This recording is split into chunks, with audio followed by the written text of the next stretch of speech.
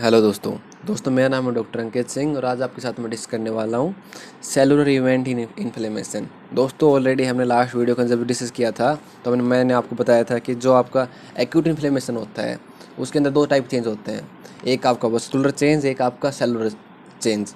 तो vascular change already हम last video के अंदर डिस्कस कर चुके हैं आपके कैसे आपके वस्कुलर चेंज होता है। तो इस वीडियो के अंदर हमारा मेन डिस्कशन रहेगा तो सेलुलर इवेंट कैसे कैसे होती हैं। मैंने बताया था 3 टाइप से होती हैं, रिक्रूटमेंट ऑफ लिकोसाइट से, फैगोसाइटोसिस से और एक्टिवेशन ऑफ लिकोसाइट से। तो आप इसको हम डिटेल में देखने वाले हैं कि हाँ कैसे आपका ये चीज़ें होती हैं। तो सबसे पहले हम बात करते हैं कि हमारा लर्निंग ऑब्जेक्टिव क्या क्या है इसके अंदर। तो सबसे पहली चीज़ आती है कि आप सेलुलर इवेंट इन्फ्लेमेशन आपका रिक्रूटमेंट ऑफ लिकोसाइट कहाँ पर होता है, 3 मैंने बताए थे उसके अंदर। तो recruitment of leucocyte in lumen होगा सबसे पहले। ल्यूमन आपका ठीक है, ल्यूमन के अंदर आपका क्या होता है, मार्जिनेशन, रोलिंग, एडेशन। ठीक है, स्पेलिंग मिस्टेक है यहाँ पर।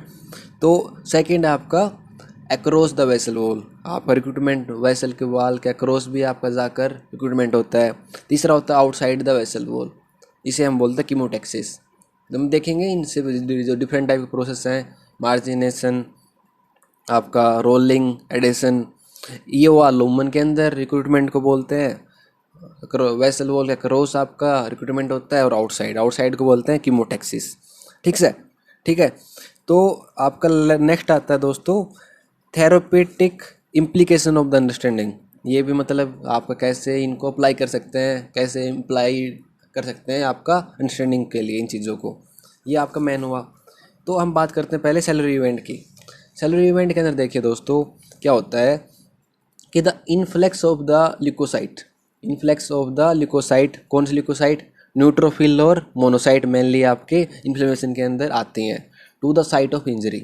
ये मेन होता है सेलुलर इवेंट। कैसे होगा, these leukocyte ingest and destroy the injurious agent, जो भी आपके इंजरियस एजेंट एक्सटर्नल एजेंट है, माइक्रोब्स हुआ, नेक्रोटिक टिश्यू हुआ, फॉरेन बॉडी हुआ, उसको ये इंजेस्ट करती हैं। उसी प्रोसेस को हम क्या बोलते हैं, फैगोसाइटोसिस। अब देखेंगे कैसे करता है। Also these leucocyte secret growth factor needed for repair. आपका आपने क्या किया, उसको रिमूव कर दिया, लेकिन जो डैमेज हुआ उसको तो रिपेयर करना पड़ेगा ना। तो ये भी उसको भी हेल्प करती हैं विद द हेल्प ऑफ कुछ growth factor. How does leukocyte travel from vessel lumen to the site of injury. तो बात मैन आती है कि ल्यूकोसाइट पूछती कैसे हैं आपकी, जो वेसल की ल्यूमन है, वेसल के अंदर तो नॉर्मली रहती हैं, लेकिन पूछती कैसे हैं आपका वेसल से इंजरी की साइट पे। वो आपका मल्टी स्टेप प्रोसेस होता है। मल्टी स्टेप प्रोसेस में और mediated and controlled by the adhesion molecules and chemokines. Chemokines आपका कीमो अट्रैक्टेंट साइटोकाइंस होते हैं, जो आपका ल्यूकोसाइट जो माइग्रेशन है उसमें बहुत हेल्प करते हैं। तो आपका हम इसके स्टेप देख लेते हैं, जो journey from lumen to the site of injury तक कैसे आपकी ल्यूकोसाइट पूछती हैं। एक तो नंबर 1 आता है कि ल्यूमन के अंदर क्या क्या चेंज होते हैं। ल्यूमन के अंदर आपका 3 चीज़ होती हैं, margination, rolling, adhesion. Margination, rolling, adhesion. इसके बाद आपका माइग्रेशन अगर रोस द एंडोथेलियम होगा, और उसके बाद आपका जैसे देखिए मान लीजिए ये ब्लड वेसल है, ये आपका यहाँ पर एक्सटर्नल स्टिमुलस है, ये माइक्रोब्स है। तो इसको यहाँ से यहाँ तक निकलना है ना, तो यहाँ पहले यहाँ पर चेंज होंगे, फिर यहाँ पर अक्रॉस द एंडोथेलियम, फिर उसके बाद outside the toward the stimulus, ये टुवार्ड द स्टिमुलस। तो ये 3 पार्ट हम डिवाइड कर सकते हैं। तो ल्यूमन, ट्रांस और टुवार्ड द स्टिमुलस। तो पहली चीज़ आती है दोस्तों कि जो मार्जिनेशन है वो कैसे होता है।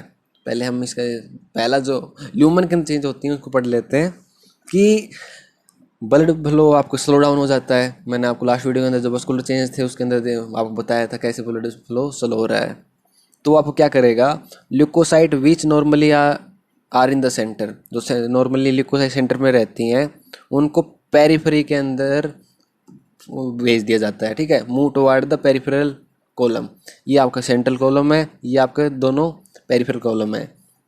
और आपका क्या करते हैं, gather along the endothelium cell. Endothelium cell, ये एंडोथेलियम सेल होती हैं, एंडोथेलियम सेल होती हैं। तो इन एंडोथेलियम के सेल के अलोंग आपका गैदर हो जाते हैं जो अब ल्यूकोसाइट हैं वो। तो इसी प्रोसेस को बोलते हैं हम क्या, ये 4 स्टेप हैं, इन्हीं को हम बोलते हैं मार्जिनेशन। मतलब आपका मार्जिन की तरफ चले जाती हैं ल्यूकोसाइट। ठीक है, नंबर 1 चीज़ ये है जो आपको याद रखनी है। सेकंड क्या होती है, जब आपका ये प्रोसेस होता है मार्जिनेशन कि एक बार आपका यहाँ पर अटैच हुई, फिर वापस ल्यूकोसाइड इधर गई, फिर वापस आके अटैच हुई, मतलब आपका मार्जिन की तरफ जाने को बोलते हैं मार्जिनेशन। लेकिन एक बार अटैच होना, एक बार वापस मतलब हट जाना, उस प्रोसेस को बोलते हैं रोलिंग। सेकंड प्रोसेस क्या है, रोलिंग। ये आपका लो एफिनिटी इंटरेक्शन होता है एंडोथेलियम और ल्यूकोसाइट का। कौन से किसके थ्रू आपका मेडिएट होता है, ये सबसे इंपॉर्टेंट चीज़ है दोस्तों। ये मेडिएट होता है, mediated by the set of protein, जिसको हम बोलते हैं सिलेक्टिन्स। ठीक है, selectin, P selectin, E selectin, L selectin. L selectin आपको सरफेस ऑफ ल्यूकोसाइट में देखने को मिलता है, और आपका पी सिलेक्टिन और ई सिलेक्टिन आपका जो एक्टिवेटेड जो एंडोथेलियम सेल है ना, वहाँ पर मिलते हैं। ठीक है, तो ये आपके नॉर्मल एंडोथेलियम एक्टिवेटेड, मतलब कि आप, मैंने इसमें लिख रखा है कि एक्टिवेटेड एंडोथेलियम सेल। तो बात आती है कि एंडोथेलियम एक्टिवेट कैसे होती हैं। तो एंडोथेलियम एक्टिवेट होती हैं दोस्तों जो कीमो मेडिएटर होते हैं ना, टीएनएफ और इंटरल्यूकिन 1, ये दोनों एक्टिवेट करते हैं इसके एंडोथेलियम को। एंडोथेलियम को एक्टिवेट करेंगे ये, और ये आपका इसके अंदर प्रेजेंट होते हैं, और उसके बाद ये नेक्स्ट प्रोसेस होता है। ठीक है, तो दोस्तों ये आपका मेन है, जो आप सेकंड 2 प्रोसेस हैं आपका मार्जिनेशन एंड रोलिंग। ठीक है, और आपको इस ज़्यादा डिटेल में जाने की ज़रूरत नहीं है। नेक्स्ट जो हमारा वो है उस पर हम चलते हैं, वो है हमारा due to rolling leukocyte sense something wrong in the body. Rolling की वजह से ल्यूकोसाइट को पता चलता है कि हाँ चलो आपका कुछ गलत हो रहा है बॉडी के अंदर। तो क्या करती हैं, तो आपका उस ल्यूकोसाइट अपने ऊपर इंटीग्रिन प्रोटीन होती है ना, उनको एक्सप्रेस कर लेती हैं।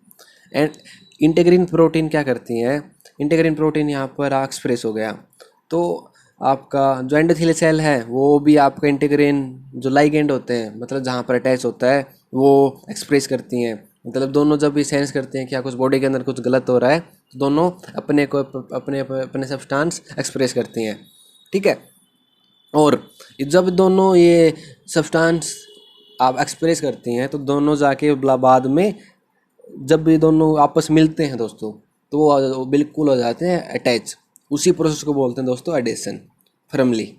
जो आपका पहले वाला जो प्रोसेस था रोलिंग, वो भी आपका देखिए ऐसा था कि कुछ मतलब बिल्कुल टाइट नहीं था, आपका उसका हाथ पकड़ रहा था छोड़ रहा था, हाथ पकड़ रहा छोड़ रहा था, वो आपका अडेयर नहीं था। ये लिए आपका क्या है कि फर्म आपका कनेक्शन होता है ल्यूकोसाइट और एंडोथेलियम के बीच में, किसके हेल्प से, इंटीग्रिन प्रोटीन की हेल्प से। जो आपका सेकंड प्रोसेस था रोलिंग, वो आपका किसकी हेल्प से होता था, वो होता था आपका सिलेक्टिन की हेल्प से। ठीक है, ये आपका mediated by the site of protein integrins. ठीक है, ट्रांस मेम्ब्रेन ग्लाइकोप्रोटीन होती हैं जो आपका एडेशन में हेल्प करती हैं। ये जो इंटीग्रिन लाइगेंड के एग्जांपल कोई पूछे तो आपसे VCAM1 ICAM1। ठीक है, आपको नाम याद रखिए, आपको नए फुल फॉर्म याद रखने की ज़रूरत है ना, आपको और कुछ ज़्यादा याद रखने की ज़रूरत है। तो ये मेन चीज़ होती है दोस्तों, आपका जो 3 प्रोसेस थे ब्लड वेसल के अंदर, आपका एडेशन तो सबसे लास्ट में है, मार्जिनेशन, रोलिंग एंड एडेशन। अब क्या होता है, now immediately after this leukocyte start crossing endothelial cell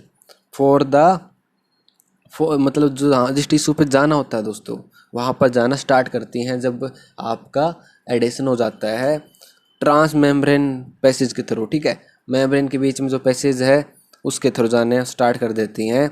उस प्रोसेस को बोलते हैं दोस्तों डायपेडेसिस। डायपेडेसिस का दूसरा नाम क्या है, ट्रांसमाइग्रेशन। मतलब कि आपका जो एंडोथेलियल सेल है ना, जब उनको क्रॉस करती हैं अक्रॉस द मेम्ब्रेन, जो ट्रांसफ़र होता है उसको क्या बोलते हैं दोस्तों, डायपेडेसिस, ट्रांसमाइग्रेशन। ये नेक्स्ट स्टेप क्या आएगा इसके अंदर, डायपेडेसिस ट्रांसमाइग्रेशन। ये बात आता है कि किसके थ्रू, किसकी हेल्प से होता है ये। Transport by set of protein and molecule present on both leukocyte and endothelial cell. कुछ इसके अंदर भी कुछ केमिकल सब्सटेंस होते हैं जो दोनों के अंदर प्रेजेंट होते हैं और इस प्रोसेस को हेल्प करते हैं। उन वे होते हैं PKM1। PKM1 क्या होते हैं? Platelet endothelial cell adhesion molecule 1। ये आपके हेल्प करते हैं दोस्तों ट्रांसमाइग्रेशन और डायपेडेसिस में। मेम्ब्रेन ऑफ इम्यूनोग्लोबिन फैमिली के अंदर प्रेजेंट होते हैं CD31। सेलुलर एडेशन में मॉलिक्यूल होते हैं ये। Express on the leukocyte endothelial cell होते हैं। ठीक है, तो आपको याद रखना है कि किसके हेल्प से आपका डायपेडेसिस हो रहा है, किस PKM1 की हेल्प से हो रहा है आपका डायपेडेसिस। अब आता है कि आपका मेम्ब्रेन भी क्रॉस कर चुकी हैं। मेम्ब्रेन क्रॉस कर चुकी हैं मतलब कि क्या है, once cross the endothelial cell collagenase secreted by the leukocyte break basement membrane and leukocyte entry into the tissue. मतलब कि क्या है कि आपका जो एंडोथेलियल सेल से आपका बाहर निकल चुकी हैं आपकी एंड ल्यूकोसाइट्स। तो आपका ल्यूकोसाइट क्या करते हैं, कोलिजनेज आपका क्रिएट करते हैं। क्रिएट कर वो क्या करेंगे, बेसमेंट मेम्ब्रेन को ब्रेक कर देंगे और आपका जो एक्स्ट्रा वेस्कुलर टिश्यू है ना वहाँ पर एंटर करते हैं with the help of collagenase. और now this leukocyte has to move toward the bacteria and injurious agent. This movement is called chemotaxis. मैं आपको समझाता हूँ, देखिए पूरा प्रोसेस इमेज की हेल्प से। आप थोड़ा अभी समझ तो गए होंगे लेकिन फिर से एक बार इसको मैं वो कर देता हूँ। पहले ल्यूकोसाइट यहाँ था, फिर यहाँ पर आया मार्जिनेशन, फिर आप रोलिंग करता रहा, फिर एडेशन हुआ और निकलने को बोलते हैं इसको डायपेडेसिस। और जब ये एक्स्ट्रासेलुलर की तरफ निकलता है इसको प्रोसेस को बोलते हैं दोस्तों कीमोटैक्सिस। कीमोटैक्सिस, ठीक है। तो कीमोटैक्सिस आपका किसके हेल्प से होता है, बात ये पूछी जाती है कि बहुत कई बार जानना जरूरी होता है। तो वो आता है कीमो एट्रैक्टेंट्स।